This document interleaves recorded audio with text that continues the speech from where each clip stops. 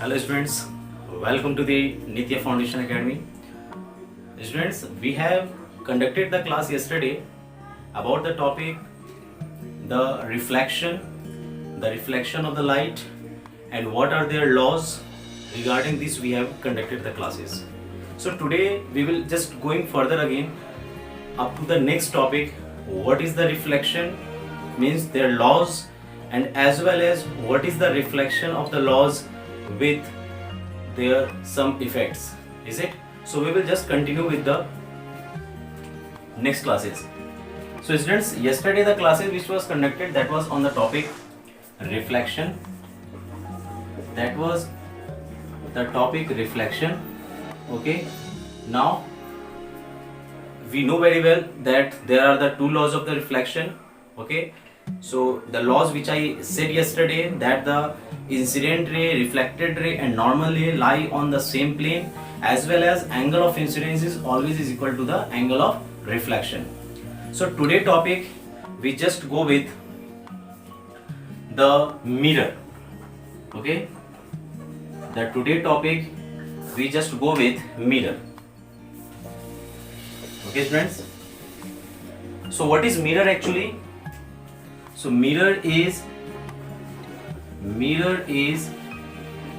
the reflecting surface. Mirror is the reflecting surface. Okay, that is coated with silver. Okay, mirror is the reflecting surface. Mirror एक तरह का reflecting surface होता है और ये जो है एक सिल्वर से कोटेड होता है. Students, basically the plane mirror and the spherical mirror are the two types of the mirror. Okay, but when we say a mirror and a plane glass, क्या डिफरेंस होता है एक प्लेन ग्लास में और एक mirror में? So students, जो mirror जो होता है वो एक्चुअली एक प्लेन ग्लास को जब हम पॉलिश कर देते हैं, एक सिल्वर कोटेड एक पॉलिश्ड प्लेन ग्लास अगर होगा, सो वो मिरर की तरह बिहेव करना शुरू हो जाएगा.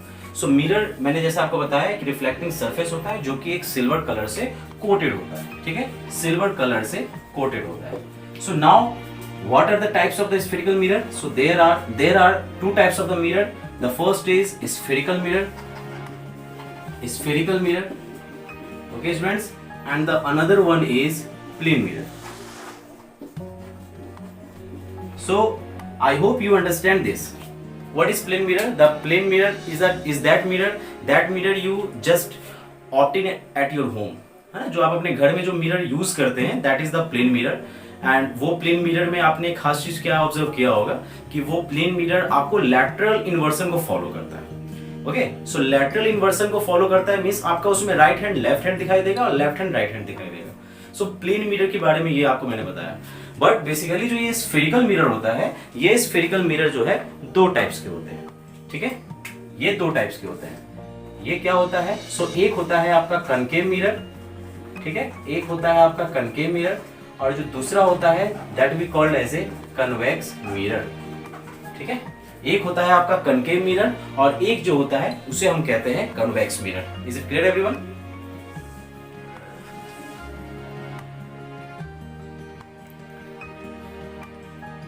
सो students, now we just go with that what is spherical mirror and what this mirror specifies to. Okay,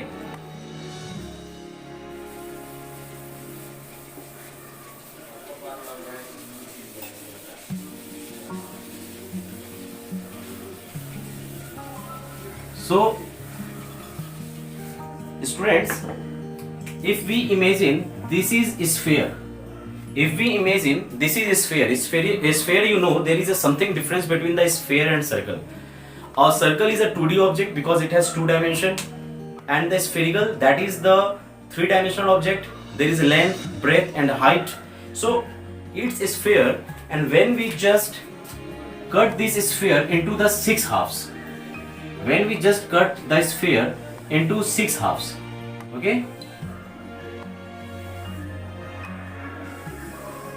so we obtain this complete sphere into equal curvature. So this particular this particular is called curvature. This particular is called curvature. Curvature का मतलब होता है students, याद रखिएगा, टुकड़ा। ठीक है, मतलब कि ये जो आपका स्फेयर है, इस स्फेयर का ये एक क्या है, टुकड़ा है। Is it clear? सो अब जब हम इसे एक स्फेयर को एक कर्वेचर के हिसाब से समझें तो इसका क्या मतलब होता है, आइए जानते हैं।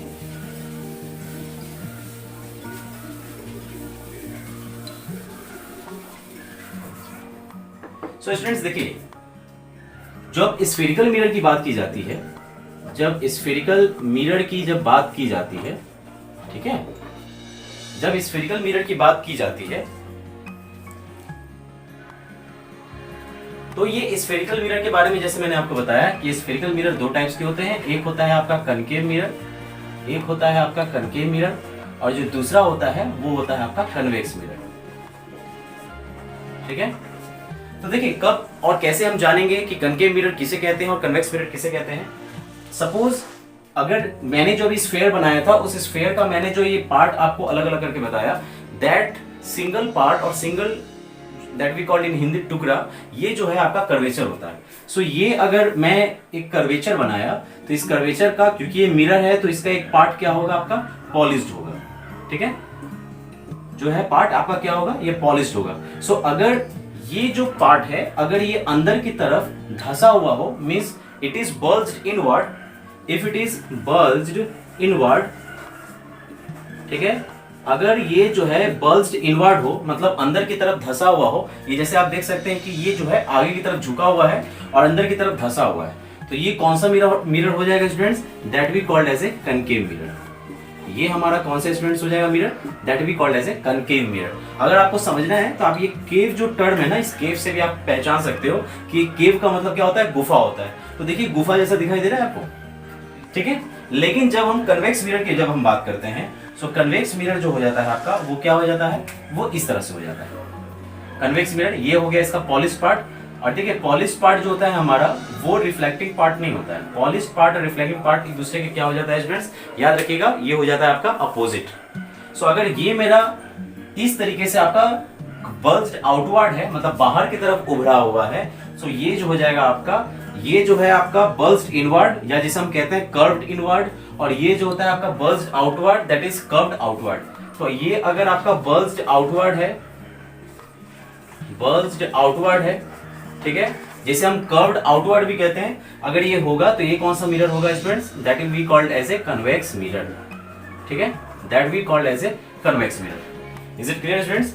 सो याद रखिएगा, it may be asked in a question that which mirror is bulged inward or curved inward, then we call it as a concave mirror, and which mirror that is bulged outward or curved outward, that we call as a convex mirror. Is it clear everyone?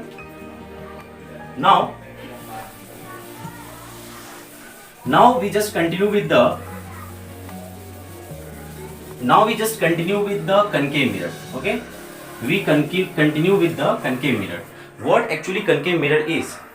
So students, concave mirror, when we talk about, so concave mirror, the another name is converging mirror. It is also called as a converging mirror. Okay, concave mirror is also called converging mirror. But how we can say a concave mirror is converging mirror? So let's see. So students, you can see here, if I am just drawing a concave mirror here, so as I said before that this mirror should be polished first. This mirror should be polished first, because this is polished surface, and this is the opposite side of the polished surface is the reflecting surface. Is it? So if I am drawing, so this you can say what it is called. It is called principal axis. So this term is called principal axis. Okay. In maths as you know very well, आपने maths में भी पढ़ा होगा, एक axis होता है, एक x axis होता है, एक वाई एक्सिस होता है। तो जस्ट लाइक इस पे भी हमारा एक ये इमेजिनरी एक्सिस है जिसपे हम ऑब्जेक्ट को और इमेज को फॉर्म करेंगे। ठीक है, अब इसमें याद रखिएगा, ये जो होता है आपका, ये हो जाता है पोल। ठीक है, here it will called as a pole, and pole से जो है यहाँ पर होता है आपका फोकस, और पोल से फोकस का जो दूरी होता है वही होता है आपका फोकस से सेंटर ऑफ कर्वेचर की दूरी। ठीक है, पोल से जो फोकस की दूरी होती है वही फोकस से सेंटर ऑफ कर्वेचर की दूरी होती है। ठीक है, सो मैं यहाँ पे लिख देता हूं। So P is called pole, P को हम पोल कहते हैं। इसके बाद में F जिसे हम फोकस कहते हैं, ठीक है, और C जो है इसे हम कहते हैं सेंटर ऑफ कर्वेचर, यानी कर्वेचर का जो है ये क्या है स्टूडेंट्स, ये जो है आपका सेंटर। Is it clear?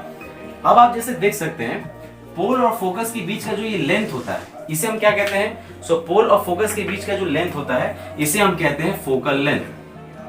ठीक है, इसे हम कहते हैं फोकल लेंथ, और ये जो है रिप्रेजेंट होता है स्मॉल f से। तो आप यहाँ पे मैं लिख दे रहा हूं कि small f is equal to focal length. ठीक है, small f is equal focal length and the distance between the centre of curvature and pole, centre of curvature से जो पोल तक की जो दूरी है इसे हम क्या कहते हैं? इसे हम कहते हैं रेडियस ऑफ कर्वेचर। सो मैं इसको कंटिन्यू करता हूं यहाँ पे, capital R is equal to radius of curvature. Okay, so you understands that what is the relationship between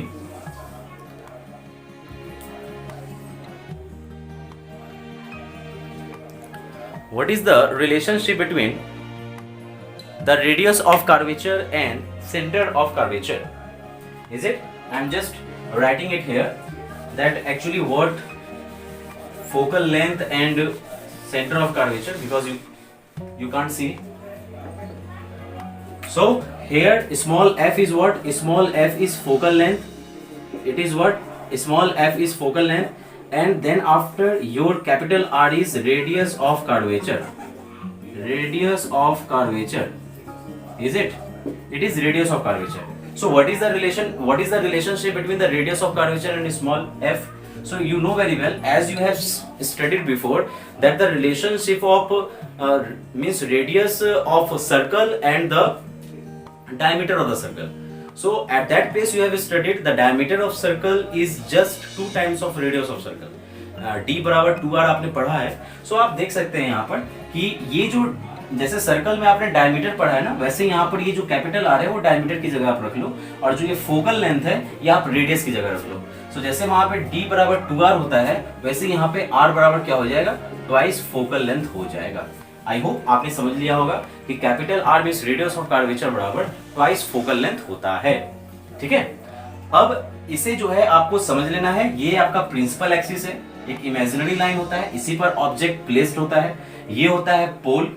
ठीक है, जस्ट लाइक इस कर्वेचर का सेंटर है, इसी तरह से यहाँ से पोल और सेंटर ऑफ कर्वेचर के बीच का जो पॉइंट होता है वो होता है फोकल लेंथ। इट मींस हम कह सकते हैं इस पूरे कर्वेचर का मींस इस पूरे स्फीयर का ये जस्ट डायमीटर का 1/4 है, मींस फोकल लेंथ। और यहाँ से फोकल लेंथ से सेंटर ऑफ कर्वेचर की जितनी दूरी होगी स्टूडेंट्स, ठीक है, उतनी ही दूरी यहाँ पर पोल से फोकस की होगी। ठीक है, मींस फोकल लेंथ की जितनी दूरी यहाँ पर होगी उतनी ही यहाँ से यहाँ की दूरी जो है आपको होगी। इस बात को ध्यान रखना है। और जो डिस्टेंस सेंटर ऑफ कर्वेचर से पोल का होता है उसे हम रेडियस ऑफ कर्वेचर कहते हैं। आई होप आप लोगों को समझ में आ गया होगा। So students, just we try to over this topic right now here, and we will just continue with the another topic tomorrow. I hope you have understand our classes, and just try to subscribe our channel so that we get motivation to continue with the another topic. Thank you so much. Thank you for watching.